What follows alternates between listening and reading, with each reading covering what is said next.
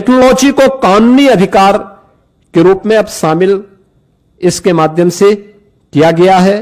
Biometric उपस्थिति, geo tagging, satellite imaginary, real time mobile app monitoring और AI से निगरानी और सीधे डिजिटल भुगतान। यानी अब हाजिरी भरने की औपचारिकताएं नहीं होंगी। अब जो भी होगा बायोमेट्रिक उपस्थिति के माध्यम से होगी, जियो टैगिंग के माध्यम से होगी, सैटेलाइट इमेजनरी के माध्यम से स्थायी परिसंपत्ति का निर्माण हुआ है कि नहीं हुआ है, real time mobile app monitoring भी होगी, या ये टूल का भी इस्तेमाल वहां पे हो सकता है, और सीधे डिजिटल भुगतान डीबीटी के माध्यम से हम श्रमिक के खाते में सीधे पैसा भेजेंगे, ये इसके माध्यम से होगा। फर्जी नामों पर पैसा उठाने का खेल अब हमेशा के लिए बंद।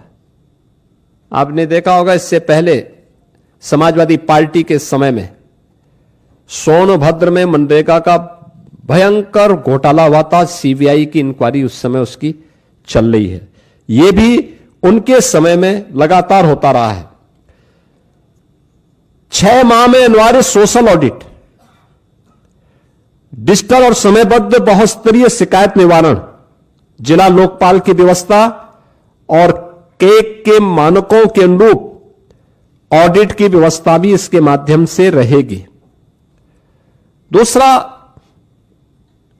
वित्तीय अनुशासन के साथ साथ यह संघीय संतुलन को बनाए रखने में भी एक बेहतर योगदान ये नया अधिनियम हमें देने जा रहा है, जिसमें केंद्र राज्य की साझेदारी 60-40 की हो गई। स्पष्ट वार्षिक बजट, लेकिन काम मांग आधारित ही रहेगा। यानी काम जो मांगेगा, गांव में मांगेगा, उसके अनुरूप ही वहां पे उसको कार्य भी दिया जाएगा। राज्यों को अधिक वित्तीय भागीदारी से में स्वामित्व, निगरानी और उसके गुणवत्ता सुधार, ये राज्यों को इसका पूरा वो दिया गया है कि राज्य इसके लिए करेंगे।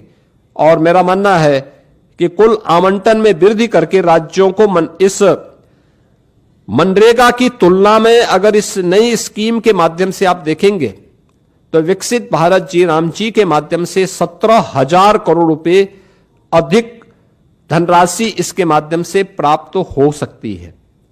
इसमें राज्यों को, यानी इससे पहले होता क्या था मनरेगा में, जिन राज्यों में श्रमिक कम हैं, जिन राज्यों में गरीबी कम है, उन राज्यों में पैसा ज्यादा जाता था क्योंकि फर्जी भुगतान होता था।